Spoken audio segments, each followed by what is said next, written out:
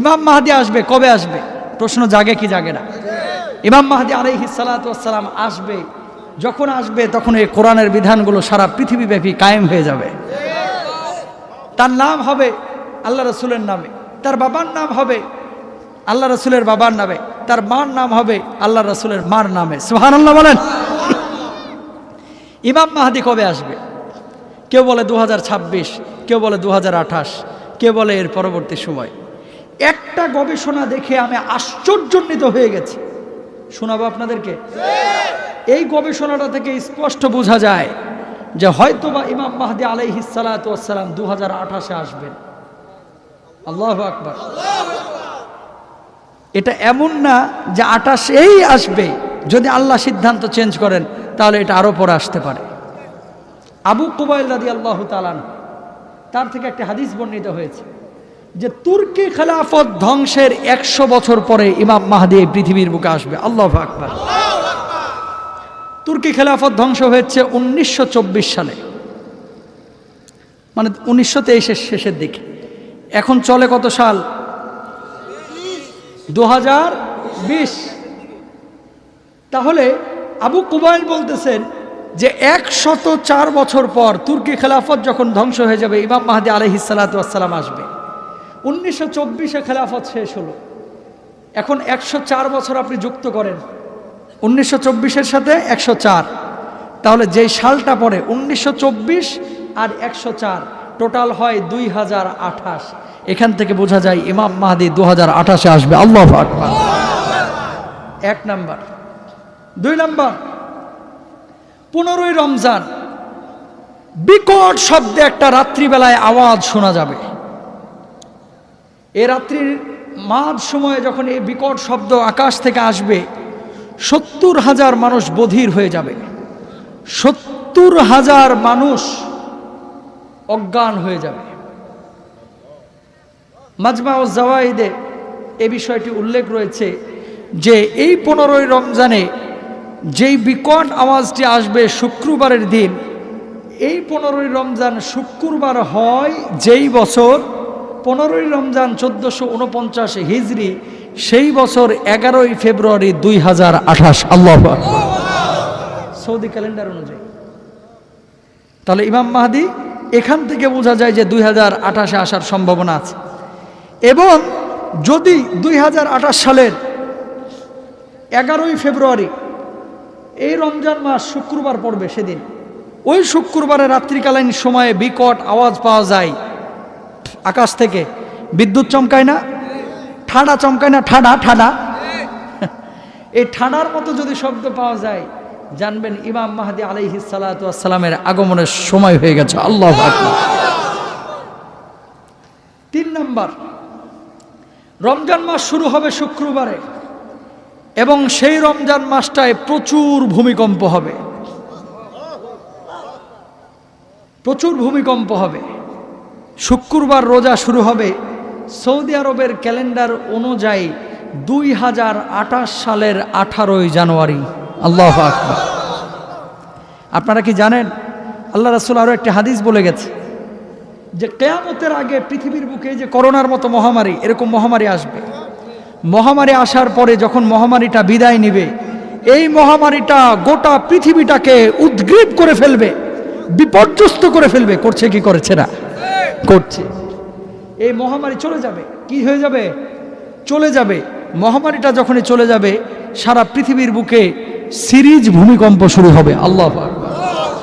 Saudi আরবে ভূমিকম্প হয় শুনছেন কখনো? আরবের দেশগুলোতে ভূমিকম্প হয় শুনছেন? তুরস্কে ভূমিকম্প হয় শুনছেন? কিন্তু ইদানিং বেশি বেশি হচ্ছে। মুরব্বীরা আছেন এখানে, 71 সাল থেকে নিয়ে 90 সাল পর্যন্ত 1-2 বার মনে হয় কম্পন পাইছেন, ঠিক কিনা? এই 90-এর পর থেকে 2020 পর্যন্ত আমরাই তো 5-7 বার ভূমিকম্প দেখে ফেললাম। আল্লাহ রাসূল বলছেন ততক্ষণ পর্যন্ত কিয়ামত আসবে না যতক্ষণ পর্যন্ত না অধিক হারে ভূমিকম্প হয়। তো রাসূল আকরাম সাল্লাল্লাহু আলাইহি ওয়াসাল্লামের এই হাদিস অনুসারে 28শে জানুয়ারি 2028 সাল রমজান মাস শুরু হবে শুক্রবার দিয়ে। সেই রমজান মাসে যদি ভূমিকম্প হয়, জেনে নেবেন সেই সময়ে হযরত ইমাম মাহদি আলাইহিস সালাতু ওয়াস সালামের আগমন ঘটে যাবে। আল্লাহু আকবার। ইমাম বাকের রাহিমাহুল্লাহ তিনি বলছেন ইমাম মাহদী আলাইহিস সালাতু ওয়াস সালাম মানুষদেরকে যে বাইয়াত করবে কাবা এবং ওই যে মাকামে ইব্রাহিমের মাঝখানে দাঁড়িয়ে, সেই দিনটি হবে 10ই মুহররম, আশুরার দিন। তো আশুরার দিন 10ই মুহররম হবে শনিবার। ইমাম মাহদী আলাইহিস সালাতু ওয়াস সালাম মাকামে ইব্রাহিম আর কাবার মাঝখানে দাঁড়িয়ে মানুষকে বাইয়াত করতে থাকবে। সেই দিনটা থাকবে কি? 10ই মুহররম, শনিবার। 10ই মুহররম শনিবার, যেদিন 1450 হিজরির 3রা জুন, মানে 3 জুন 2028 সাল। আল্লাহু আকবার বলবেন না? একই রমজানে চন্দ্রগ্রহণ হবে এবং সূর্যগ্রহণ হবে। ভাই শেষ করে দেবো এখন, একটু পরে দেওয়া আরেকটু। একই রমজানে চন্দ্রগ্রহণ হবে এবং সূর্যগ্রহণ হবে। কি হবে? চন্দ্রগ্রহণ এবং সূর্যগ্রহণ। বিজ্ঞানীরা বলছে একই রমজানে চন্দ্রগ্রহণ এবং সূর্যগ্রহণ, নাসার বিজ্ঞানীরা তারা বলতেছেন যে রমজান মাসে দুইটা, একটা চন্দ্রগ্রহণ একটা সূর্যগ্রহণ পড়বে। যে বছরের রমজান মাস সে বছরটি হচ্ছে পহেলা রমজান, রবিবার, 1448 হিজরি, 7ই ফেব্রুয়ারি 2027 সাল। এই দিনে ঘটবে সূর্যগ্রহণ। আল্লাহু আকবার। তার 1 বছর পরেই ইমাম মাহদীর আগমন, তার মানে 2028। এবং বিজ্ঞানীরা এটাও বলছে 14ই রমজান চন্দ্রগ্রহণ হবে শনিবারের দিন, যখন 1448 হিজরি বা 20ই ফেব্রুয়ারি 2027 তখন চন্দ্রগ্রহণ হবে। তার 1 বছর পরেই ইমাম মাহদী আলাইহিস সালাতু ওয়াস সালাম আসবেন। আল্লাহু আকবার। তাহলে একই রমজানে কি? চন্দ্রগ্রহণ, সূর্যগ্রহণ। যেই রমজানে হবে সেই রমজানটা হচ্ছে আপনার এই যে 2028 সাল। সুতরাং বলাই চলে যে রমজান মাসে 2028-এর পরেই হযরত ইমাম মাহদী আলাইহিস সালাতু ওয়াস সালাম আসবে। 7 বছর গোটা পৃথিবী চালাবে। কয় বছর? মুরগি চোরগুলো তখন দৌড়ের উপরে থাকবে, মুরগি চোরগুলোরে খুঁজে পাওয়া যাবে না।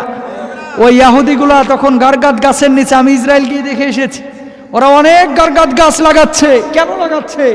ওই ইহুদির বাচ্চারা জানে আল্লাহর নবী যেহেতু বলে গেছে ইমাম মাহদী যখন আসবে, ঈসা আলাইহিস সালাতু ওয়াস সালাম যখন আসবে, ইহুদিরা ওই গারগাদ গাছের নিচে লুকাবে। যেহেতু অনেক বড় ঝোড়ঝাপ নিয়ে ওই গাছগুলো বাইরে থেকে দেখা যায় না, তখন গাছের জবান আল্লাহ খুলে দিবে। গাছগুলো তখন বলবে, এই যে মারো, এদেরকে মারো, আমার নিচে আমার পেটে বসে আছে ইহুদির বাচ্চা। সাথে সাথে এই মুরগি চোরগুলোরে শেষ করে ফেলা হবে। কথা বুঝতে পেরেছেন ভাইরা আমার? সুতরাং মুরগি চোরগুলো যেমনে বাড়াবাড়ি করতেছে, হাত ভাঙিয়ে দিবে, পা ভাঙিয়ে দিবে, জেলে দিবে, এই করবে সেই করবে, এসব গলাবাজি করে বেশি দিন লাভ নাই। মাত্র 2, 3, 4 বছর, এরপরে দেখবা মোল্লারা বুক ফুলায় হাঁটবে, আর তোমরাই তখন লালগড়ের ভিতরে যে বয়ে থাকবা ঘাপটি মেরা। কথা বলেন ঠিক কিনা? তখন কাজে লাগবে মোল্লারে। ও প্রাণের মোল্লা একটু কাছে নাও না, ঠিক কিনা? নিজের জানাজা নিজেই পড়াইতে পারে, নিজের বাপ মার জানাজা নিজেই পড়াইতে পারে। তোর বাপের জানাজা পড়ানোর জন্য হুজুরা মনে হয় বয়ে রয়েছে। কথা বলেন না কেন? আল্লাহ আকিলু তাকফিল ইশারা, জ্ঞানীদের জন্য ইশারাই যথেষ্ট, ধাক্কা মেরা বোঝানোর দরকার নাই। এটা সর্বশেষ হাদিস হযরত হুযায়ফা রাদিয়াল্লাহু তাআলা আনহু থেকে বর্ণিত। সেটা হচ্ছে বিশ্বব্যাপী একটা অধপতন তৈরি হবে ইমাম মাহদী আসার আগেই। কিভাবে অধপতনটা শুরু হবে? মিশর ধ্বংস হয়ে যাবে, অধপতন হবে, নীল নদ শুকায়া যাবে। আপনি জানেন কিনা, নীল নদের উপরেই কিন্তু দাঁড়িয়ে আছে এই মিশরের অর্থনীতি। নীল নদ যদি শুকায়া যায়, মিশর কানা। আলহামদুলিল্লাহ মিশরে আমি গেছি।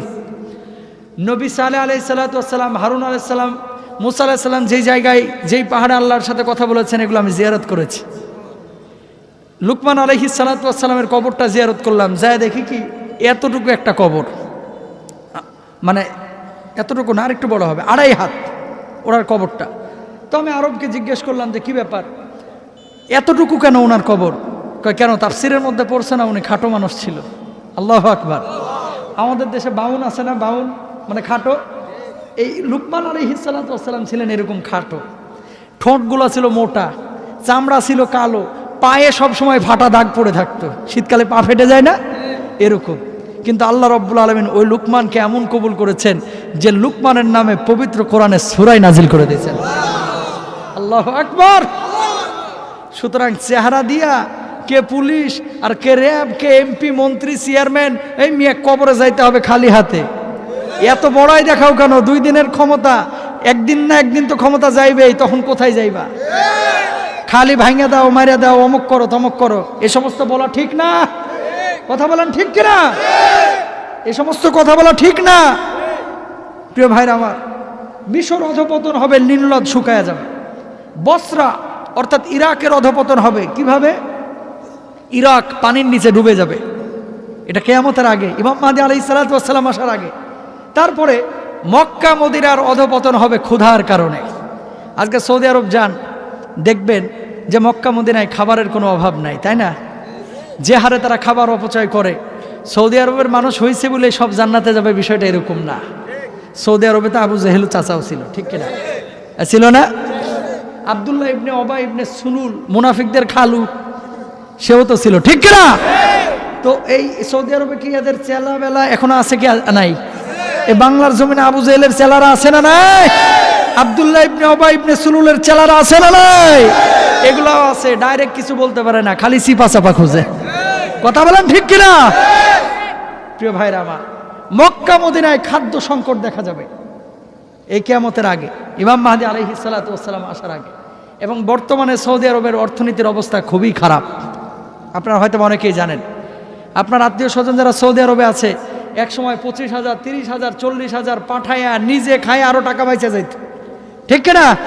আর এখন 15,000 টাকা পাঠায়, তাও 3 মাস পর। কারণটা কি?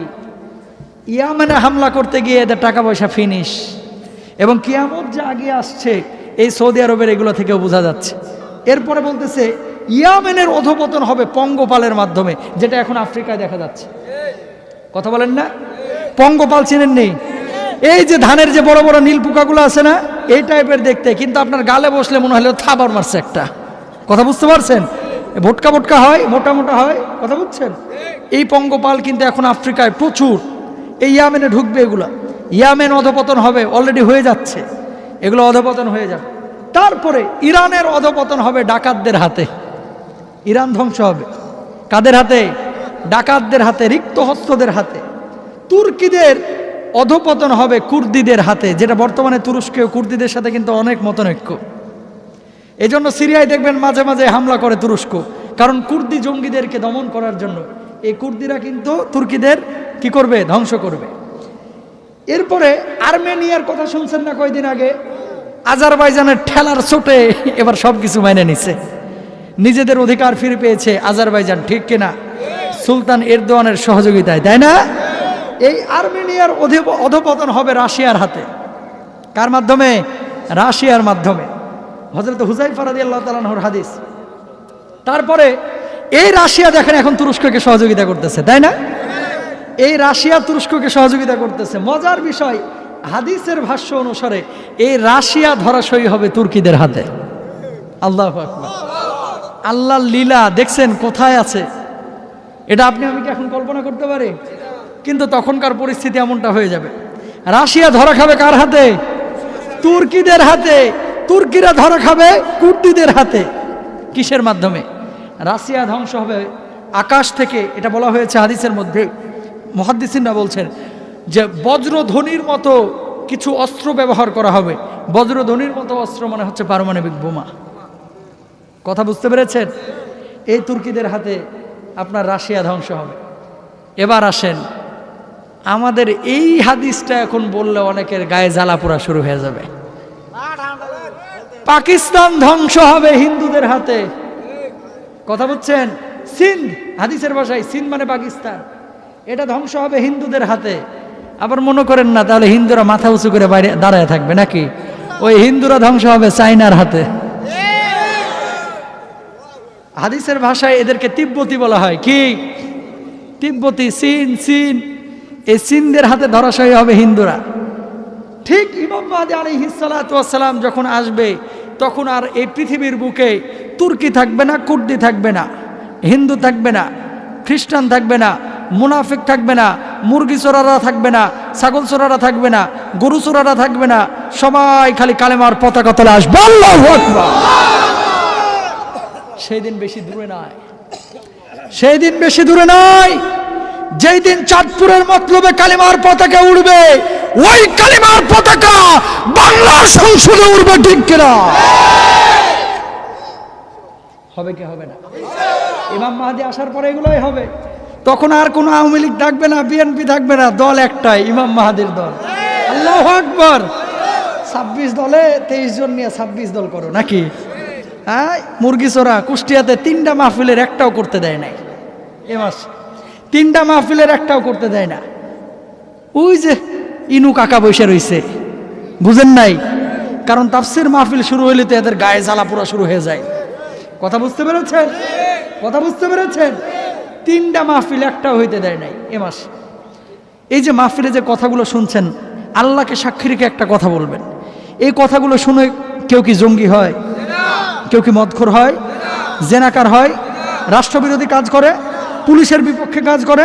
না, সোনালী মানুষে পরিণত হয়। তাহলে তাফসীর মাহফিল নিয়ে এত মাথা ব্যথা কেন? সর্বশেষ যে বিষয়টি, এই হিন্দ তিব্বতীদের হাতে ধরাশয়ী হবে। হাবশা, আবিসিনিয়া, সিরিয়া, এগুলো ভূমিকম্পের মাধ্যমে ক্ষতিগ্রস্ত হবে। প্রিয় ভাইরা আমার, সুস্পষ্ট কথা, আপনি আরবি সাইটগুলো যদি ঘাটাঘাটি করেন গুগলে, সমস্ত আরবের শায়েখরা একমত যে পৃথিবীর বয়স আর বেশি দিন নাই। পৃথিবীর বয়স আর বেশি দিন নাই। সুতরাং কবরের জন্য প্রস্তুত আপনাকে হতে হবে, আমাকেও হতে হবে। কখন ডাক চলে আসবে, তখন যদি বলে বাবা আজরাইল আমার একটু সময় দাও, 10টা মিনিট একটু ভালো কাজ করে আসি, সুযোগ আছে? আর নাই, আর সুযোগ নাই। সুতরাং প্রিয় ভাইরা আমার, এখনই সতর্ক হই। আল্লাহ তাআলা আমাদের সবাইকে বোঝার তৌফিক দান করুন, বলুন আমিন।